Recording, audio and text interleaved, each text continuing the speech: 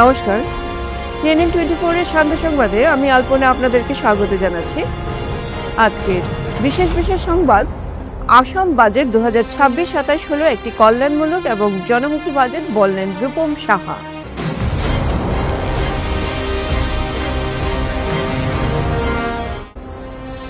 পশ্চিম শিলচর কলেজে ভর্তি মাসুল রেহাই প্রদানের দাবিতে ছাত্রছাত্রীদের অবস্থান ধর্মঘট কর্মসূচি।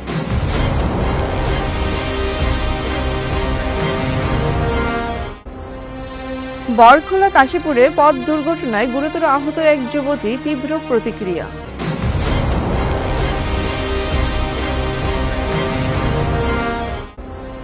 সিদ্ধিপুরে নোংরা পানীয় জল চরম দুর্ভোগে হাজারো মানুষ, বিভাগের উদাসীনতার অভিযোগ।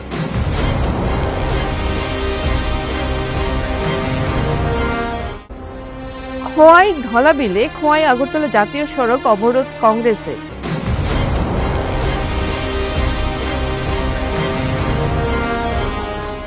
এবারে সংবাদ বিস্তারিত। আসাম বাজেট 2026-27 হলো একটি কল্যাণমূলক এবং জনমুখী বাজেট। জনগণের কল্যাণে এই বাজেট তৈরি করা হয়েছে।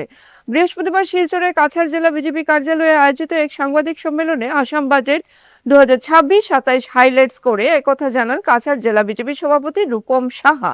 তিনি জানান, গত 10 জুলাই মুখ্যমন্ত্রী হিমন্ত বিশ্ব শর্মার নেতৃত্বে অর্থমন্ত্রী জয়ন্ত মল্ল বড়ুয়া বাজেট পেশ করেছেন। এটাকে 5 বছরের উন্নত অর্থনীতির রোড ম্যাপ বলা হয়েছে। 2026-27 অর্থ বছরের জন্য 1.57 লক্ষ কোটি টাকার বাজেট বিধানসভায় পেশ করেছেন, যা অবকাঠামো উন্নয়ন, কর্মসংস্থান সৃষ্টি এবং সামাজিক কল্যাণমূলক প্রকল্পের উপর বিশেষ জোর দিয়েছে।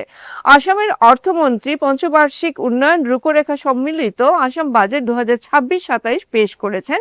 এই বাজেটে পরিকাঠামো, জনকল্যাণ, স্বাস্থ্য, শিক্ষা, কর্মসংস্থান, অরুণোদয়, আর্থিক স্থিতিশীলতা এবং আঞ্চলিক প্রবৃদ্ধির উপর গুরুত্ব আরোপ করা হয়েছে। এতে সুরক্ষিত, সমৃদ্ধ, বিকশিত আসাম গড়ার লক্ষ্যে 18টি প্রধান উদ্যোগের একটি প্যাকেজ, 18 মুকুট উন্নয়নী মালা চালু করা হয়েছে। High speed economic corridor Guwahati Silchar সময় 10 ঘন্টা থেকে 5 ঘন্টায় নামবে। বরাক উপত্যকা উন্নয়ন বিভাগের অধীনে 105 কোটি টাকা অনুমোদন। গুয়াহাটি শিলিগুড়ি করিডোরও ঘোষণা। রেল উমরাংশ পর্যন্ত নতুন রেল লাইন, এয়ারপোর্ট, রূপসী এয়ারপোর্ট আপগ্রেড, শিলচরের ডলু গ্রিনফিল্ড এয়ারপোর্ট, অরুণোদয়, রাজ্যের সবচেয়ে বড় সরাসরি আর্থিক সহায়তা প্রকল্প, গর্ভবতী চা বাগান শ্রমিক আর্থিক সহায়তা, দিব্যাঙ্গদের জন্য 946 কোটি, বেকারদের ঋণ প্রদান, অসম মালা প্রকল্পের অধীনে সড়ক নির্মাণ ইত্যাদি বাজেটে রাখা হয়েছে। এদিন সাংবাদিক সম্মেলনে কাছাড় জেলা পরিষদ সভাপতি কঙ্কন নারায়ণ সিকিদার, জেলা সাধারণ সম্পাদক অমিতাভ রায় ও গোপাল চন্দ্র রায় সহ সভাপতি অভ্রজিৎ চক্রবর্তী উপস্থিত ছিলেন।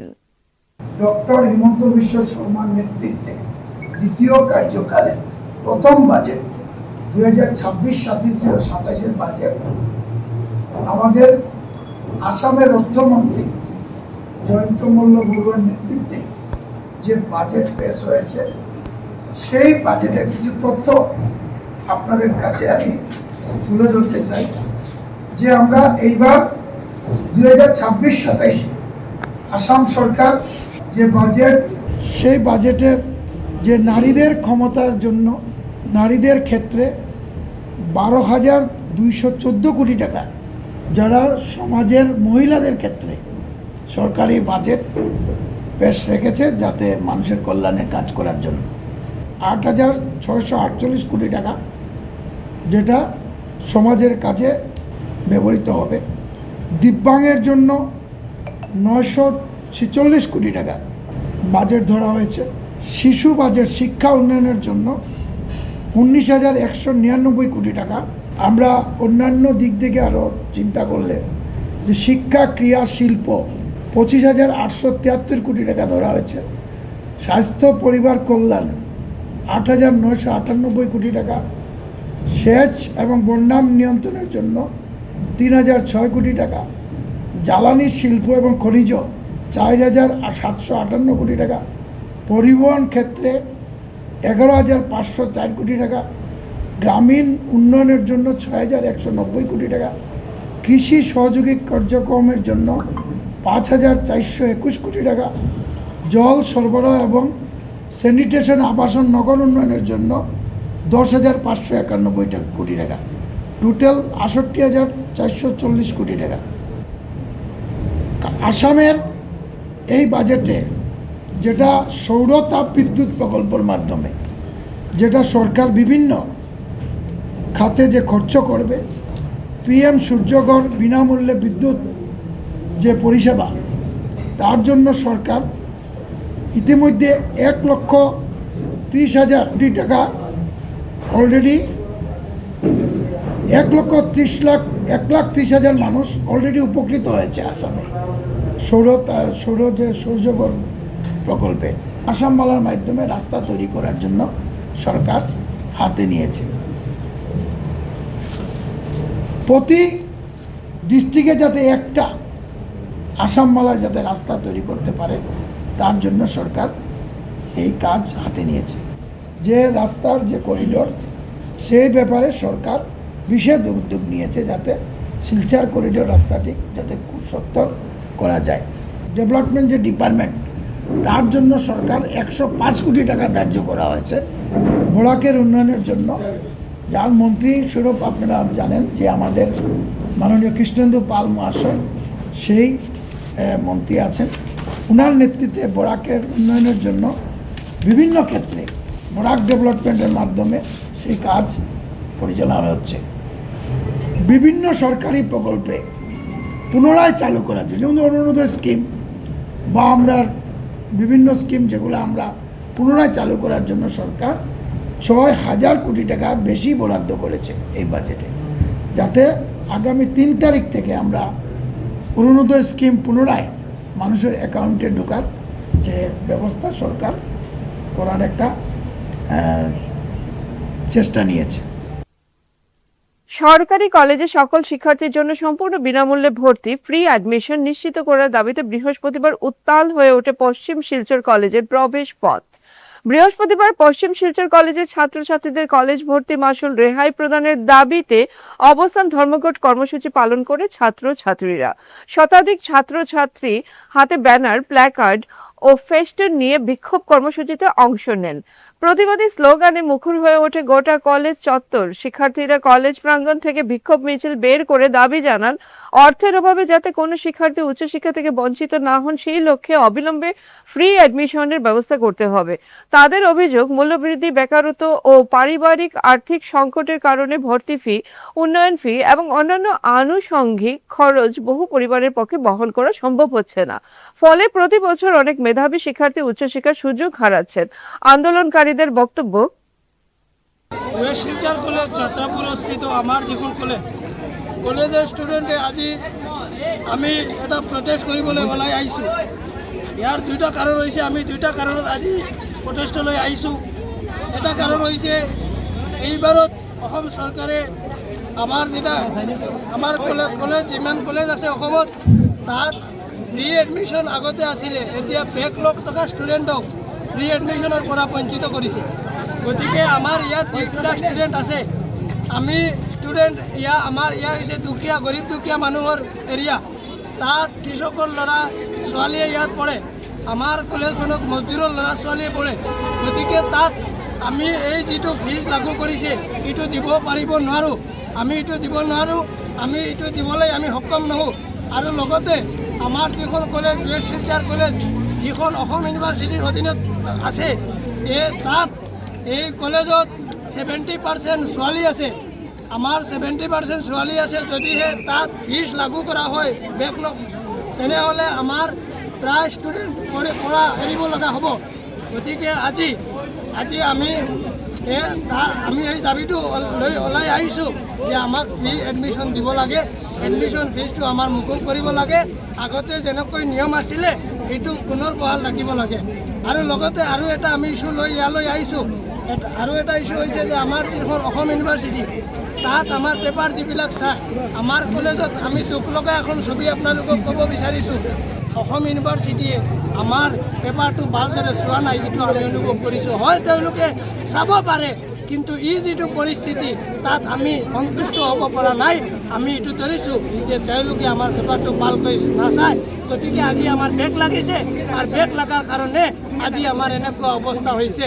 90% ষ্টুডেণ্ট আছে, তাত 70% 90% ষ্টুডেণ্টৰ বেগ আছে, 70% ইয়াত ছোৱালী আছে। গৰীব দুখীয়া মানুহৰ ল'ৰা ছোৱালীয়ে তাত পঢ়ে। যদিহে ফিজ দিব লগা হয় 6-7 হাজাৰ টকা দিব পৰা আমাৰ ইয়াত ক্ষমতা নাই, আমি এইটো দিব নোৱাৰোঁ। আমি অসমত মাননীয় মুখ্যমন্ত্ৰী ডক্টৰ হিমন্ত বিশ্ব শৰ্মা মহাশয়ক আমি অনুৰোধ জনাইছোঁ, আমি অনুৰোধ জনাইছোঁ, আমি ছাত্ৰৰ পৰা দাবী জনাইছোঁ তেওঁ এডমিশ্যন যিটো আগতে যেনেকুৱা ফ্ৰী এডমিশ্যন আছিলে এইটো পুনৰ বহাল ৰাখক। বরখোলা কাশীপুরে পথ দুর্ঘটনায় গুরুতর আহত এক যুবতী। আহত যুবতীর নাম মারুপা ফারদুস, বয়স 18, বাড়ি চাঁদপুরে। স্থানীয় তথ্য মতে জানা যায় বৃহস্পতিবার দুপুর 12 ঘটিকায় বরখোলা অভিমুখ থেকে যাওয়া ML05T8439 নম্বরের অল্টো গাড়ি নিয়ন্ত্রণ হারিয়ে রাস্তার পাশে থাকা কাশীপুর 496 নম্বর এলপি স্কুলের দেওয়াল ভেঙে ঢুকে গেলে ঘটনাস্থলে গাড়িতে থাকা 2 জন আহত হয়। সঙ্গে সঙ্গে আহতদের স্থানীয়রা উদ্ধার করে বরখোলা প্রাথমিক স্বাস্থ্যকেন্দ্রে নিয়ে এলে চিকিৎসকরা প্রাথমিক চিকিৎসা করে উন্নত চিকিৎসার জন্য শিলচর মেডিকেল কলেজে প্রেরণ করেন। এদিকে দুর্ঘটনাগ্রস্ত গাড়িটি থানায় নিয়ে আসে পুলিশ। খুব স্পিডে আর আইয়া উইনো টার্নিং লইতে পারছে না, সোজা তোমার স্কুলের ওয়াল ড্যামেজ করিয়া গিয়া ঘরের ভিতরে ঢুকি গেছে। কোন স্কুল? এখানে কাশীপুর 496 নং কাশীপুর এলপি স্কুল।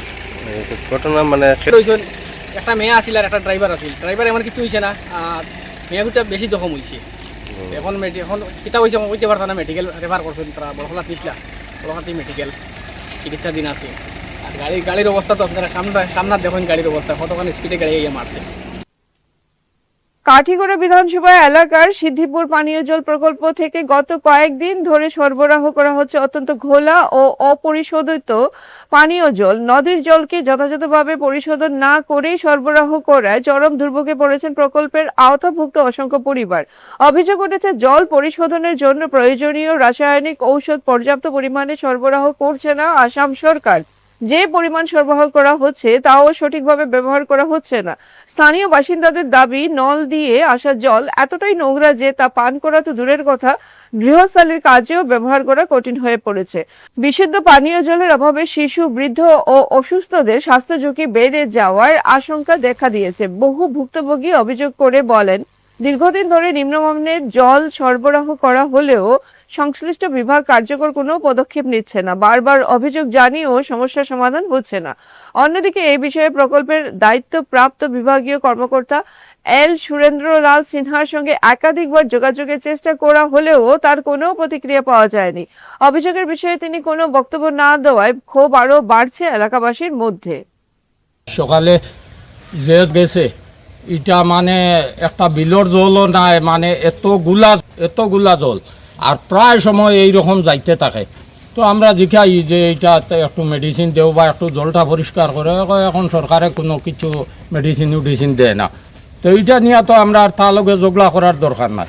2 নম্বরে মাত হইলে আমার হুসেন এই লাইনের দায়িত্বে আছে। হে প্রায় সময় মেঘে, রোদ্রে, রাত্রে 12টায় 1টায় খুব কষ্ট করিয়া এই লাইনটা যেন লিক হয় হে মারার পরেও জলটা আমরা সময় মতো আয় হে খুব প্রচেষ্টা করে আমরা সমাজল লাগি।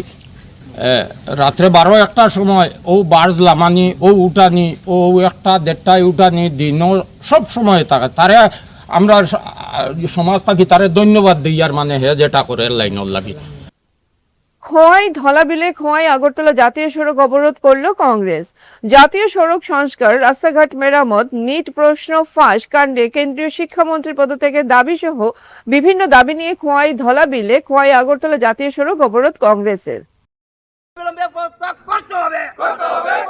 কংগ্রেসের আন্দোলন সারা ভারত বিশ্বব্যাপী চলবে। রাহুল গান্ধী আগে বড়ো, রাহুল গান্ধী আগে বড়ো, রাহুল গান্ধী সংঘর্ষ করো, রাহুল গান্ধী সংঘর্ষ করো। আজকের বিস্তারিত সংবাদ এখানে সমাপ্ত হলো। ধন্যবাদ।